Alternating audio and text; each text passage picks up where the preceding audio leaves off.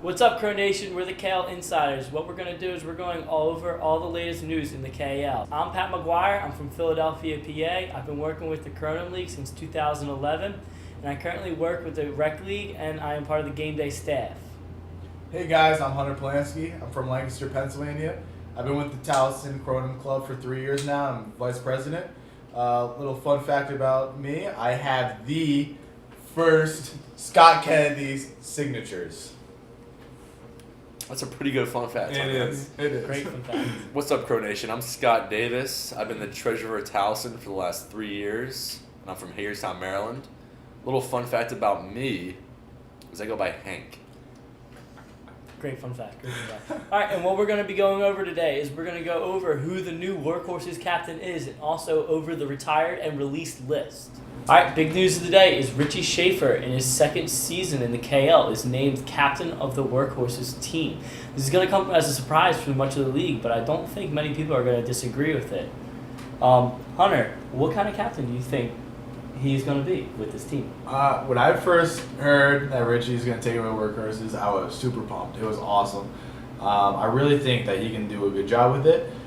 Since the beginning with Mucka Mad Boys, he's been, coaching. He's been having experience of being a ringleader, like teaching young kids how to do it, or teaching his friends, whatever. He travels a lot with Scott. He's able to learn from him. So I think when he actually gets a team and he's actually able to bring his own ideas to actually share and stuff like that with these guys that he's going to bring together, who knows who's going to be on the Workhorses, I really think that he's going to be able to bring together a good team. It won't be long before they're competitive with the other guys. All right. Scott, question for you.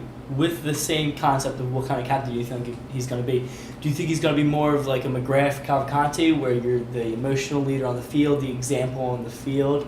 Or do you think he's going to be more like a Ryan Ayers or a Joe Farino, where they're not the main scorers on the team and they take themselves out to get a look at the game from a farther perspective? I actually think he's going to be a nice hybrid between the two. He's going to have just enough of offensive and defensive presence to make to change the game, while still implementing more of a strategy and being more of a X's and O's guys, as opposed to a ho-hum, let's go get 'em kind of guy, where that can kind of, I guess, play in his favor because he can do a little bit of both, which brings just a new dimension to the Workhorses that they haven't had. Yeah, I totally agree. This is one time I do agree with Hank here that I think, he's going to be a great hybrid. The thing is, he definitely, I feel, might be on that more, the Ayers Freno side, that he's more strategy, going to take himself a little bit away from the game and feel. But the thing is, I think he definitely will be out there contributing to his team, and he's got one hell of a halftime speech. I've seen the videos. Gives you chills. He got it. All right, so next question. I'll actually start with you on this one, Scott. What type of team do you think he's going to assemble for this upcoming KL? I think it's going to be kind of similar almost to the Nimble Jacks. I don't like to say that because they've done so well over the last couple of years, and I hate to go along with that, but with what the Workhorses had last season, I know they have a lot of big bodies, big arms. And Richie also brings kind of the foot play into that with him personally. So I see a nice mixture between the flex shooting and the cross zone shooting, along with the threat of the foot score. All right. And with you, Hunter, what kind of defense do you think he's going to put up? His defense and along with his offense, I think, is going to be very similar to the Nimble Jacks, just because he's been with that team. He knows how they play, and it obviously works. Yeah, it works. It obviously works. So I feel like it might be very close to the Nimble Jacks, but I think that he's going to bring his own flair. He's going to bring his own ideas to it, and it's definitely going to be something different. It's going to be something unique that, hopefully he can figure out with the guys that he's bringing in. Then, this is a new season. You have no idea who these guys that he's going to be bringing in are, but hopefully he can figure out some kind of match for all these guys that are closely resembles the Nimble Jack, and hopefully their success of what they've been doing in their team. And along with those challenges of putting on a new team, one might be that Richie, he's a little younger than most of the people on the team. Now, do you guys think that's going to be a disadvantage, an advantage, or how do you think that's going to play out? Scott, we'll start with you. Even though Richie, he is a young person, he's only 20 years old, he's been around the league and the rec leagues for a long time now, more than a lot of the guys playing in the pro league. So even though he is that young captain, he brings more experience than a lot of the guys that he's coaching. I think that can almost play to his advantage. Definitely think he has enough experience, even though he is so young. He's been with Kronum since the beginning. You can't really get much more experience than that. And he's been in the pro league for 2 years now, so he definitely, or this is going to be the second season.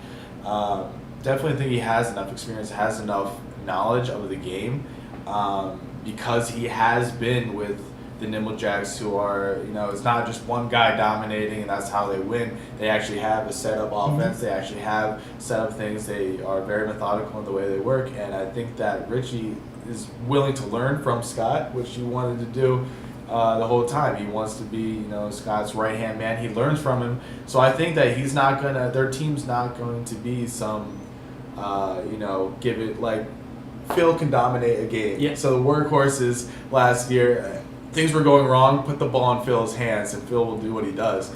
But this year, the workhorses, if they're going to be successful, Richie needs to work with all these other guys, and he's young. And so to get, the trust, get the respect of the other guys, he needs to come in each time having a plan, which hopefully I think he will have. And I think he will be able to get everyone together and get everyone to listen to him. You just said it. He's going to have a different workhorses team than Phil. He's not going to come in there and just dominate.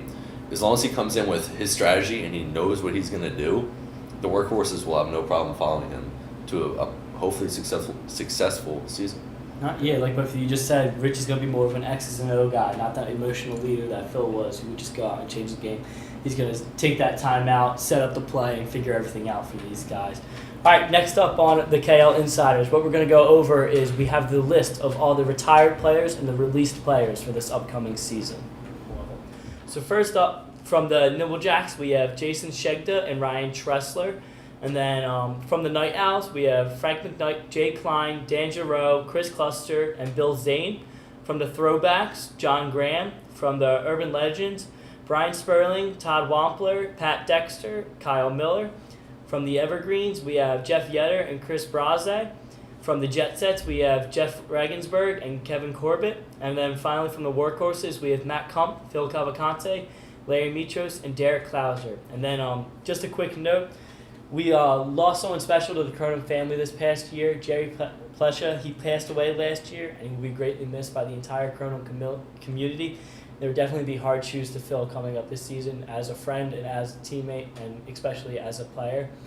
But speaking of which, talking about shoes to fill, first I would like to discuss Phil Cavalcante. He is retiring this year. The reason he is retiring is he is planning to take Kronum to California.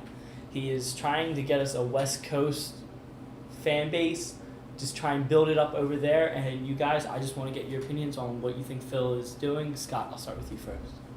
I love what Phil is doing. I think it's great that Kronum's going to the West Coast, to California, to try and build that nice big fan base that is available in such a populated area. Mm-hmm. So. All right. I just want to first off and say that if you've noticed what shirts we are wearing, Phil, this is all for you. This is in respect to you leaving. You are, me and Scott's one of our favorite players. My personal favorite. Personal favorites. For Towson Club especially, you've helped us out since the beginning. I'm sure other clubs, other players will greatly appreciate you, and you have no idea how much we actually will miss you. And Personally, I don't know who I take number one in fantasy Kronum anymore. yeah, It's gonna take a little bit of thought. Yeah. There's no other player that can dominate a Kronum game like you. So hopefully you go into California and you show them what Kronum's actually about. There's no other better person to go there and start it over there. We definitely will meet somewhere in the middle of America for sure. Kansas. We're going to Kansas to play We'll Kronum. meet you in Kansas. All right, sounds good, guy. Another guy that's equally probably has as much as an impact on this game as Phil has is Jeff Regensburg of the Jet Sets. Now that's a huge loss for the Jet Sets. He's one of the leading scorers the past couple of years, and he always has been for this Jet Set team. Last year he had a bit of a down year because the whole face guard defense came in, and he really wasn't able to adjust on it, and we didn't see the Jeff Regensburg at all, but still, he put up 196 points. Well, still shooting 41%, 22 points per game, and 1.28 points per shot. And that's still pretty impressive while finishing as one of the all-time leading scorers in this Kronum League. Do you have anything to comment on Jeff Regensburg? I mean, anytime a down year is 22 points per game, that would be, if I had to pick a number, that would probably be a career best for me. So, well, that's being a down scorer. I don't really know how the Jet Sets will replace that or make up for that. Hunter, what do you think? Maybe some new rookies? Absolutely. I mean, hopefully, you never know with this new season coming up. I don't even know where these players are going these days. Mm-hmm. But, I mean, Vandenberg, he's got a killer shot as well because you really got to make up for the arm that Regensburg had because if you had an open shot, hold the phone. The guy has a cannon. They definitely need to back up something with another arm because they'll be losing some other guys that have, good arms as well. I definitely think that they need something to replace the weapon that was Regensburg. Him. And then I know, Hunter, one guy you wanted to mention is Jay Klein of the Night Owls, or should I, Kronum League champion, now we can say, since the Night Owls won last year, Jay Klein. I know he's one of your favorites, if not Phil, it's Jay Klein. Yeah, well, I'm broken up inside. If I can interrupt, it is his favorite. Jay Klein is number one. Yeah. Jay Klein is and will always be my favorite Kronum player. Doesn't matter. Jay is the reason I am playing Kronum today. When I saw a long-haired, person diving around on the field in the Boom videos, I was like, wait a minute, I can play a sport again. Thank God. And Jay Klein originated the Torpedo Boy. Yes. That's where it comes from. Another little fun fact. I'm known as a Torpedo Boy because I like to dive around, and Phil actually gave me the name saying I run around and don't stop until I hit something. So that's where Torpedo Boy came from, and it's all because of Jay Klein.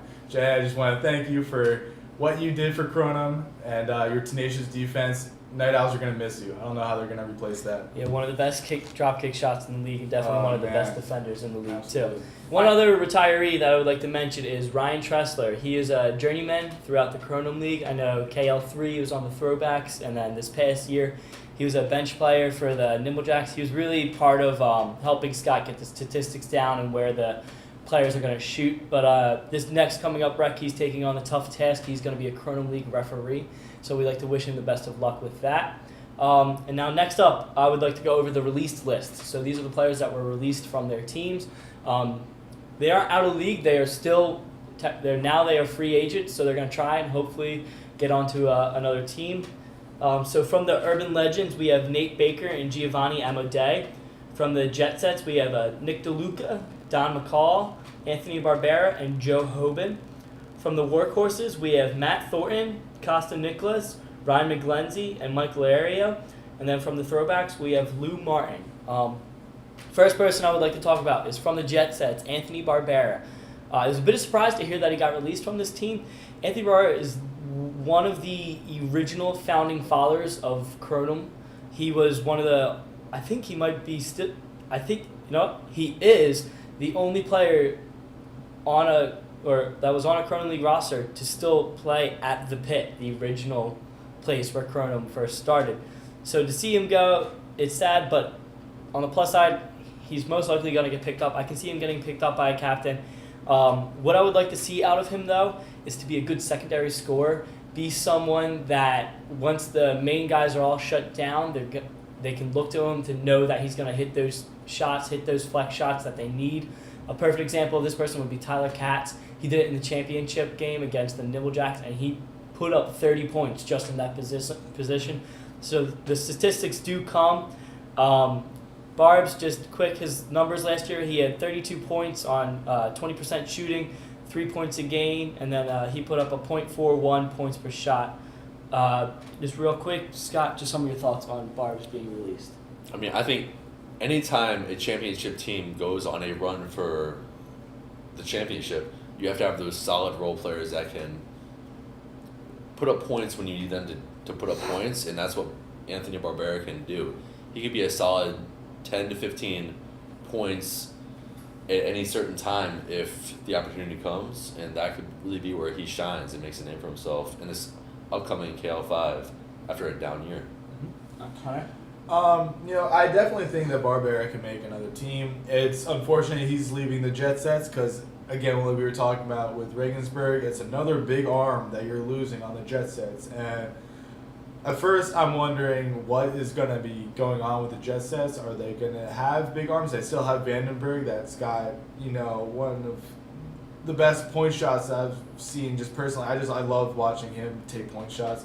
But Barbera was just a big, he's an animal of an athlete, and he could bury the flex shots. Like, he has an arm. The 20% the 20% shooting percentage is a little scary, but I think that he can definitely, pick up and go to a different team. He can definitely produce numbers if they put him in the right role. I absolutely agree with you on the second shot. If, you got your second scorers that can move the ball, that can run, but if things start breaking down, he's there to bury chamber shots. That's what he does. He's great at it when he's on top of his game, and I think that if he starts practicing, if he keeps on working like he's working, because he works every single day, I think absolutely he can definitely be on another team, find a great role, and definitely produce for that team. Barbs isn't scared to take a shot either. You Absolutely don't have to worry not. about him getting jumbled up when he's on the flex line. What am I gonna do?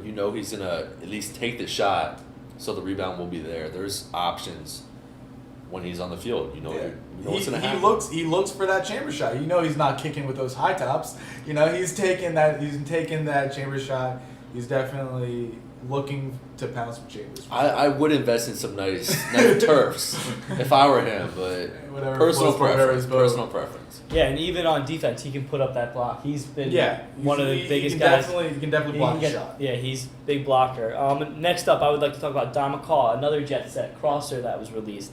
Now, Donnie, he's not the big point scorer. He was kind of coming off the bench each time, but I really do think that if a team is looking to have that face guard defense, this is a guy they want on their team, because he is probably some of the fastest legs in the league. He can get there. He's strong, and he can just latch onto that whoever he's face guarding hip and just be with him the entire time. Don't think he would leave him as much. Don't think he would get tired or slow down. And even if you have two face guard on the team, you can do a situation with the sub. Say that face guard is getting tired, take him out. You send in Donnie McCall. They're going to be like, all right, my work is still cut out for me. Right. It's I still have to keep trying, still have to keep going. Another rec player I want to talk about, I think, is probably the best chance of making a team is Mike Laria. He was a wedge back for the Workhorses. He was just recently cut, like we said, but after not the greatest KL4, he came into the past couple of recs. He came in lighter and he came in faster. He came in stopping more shots than I've seen him stop in the KL and in rec, and he just looked a lot better. He was even getting down the roll-ins and the kicks to hit them home to help his offensive game, and I think he could add a lot of depth at that wedge back position, either as a fourth wedge back or even as your bench wedge back coming off the bench.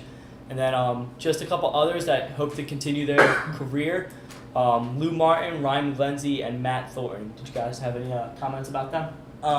For one, Matt Thornton, I'm bummed to see him go from the Workhorses. He was one of my favorite players on the Workhorses.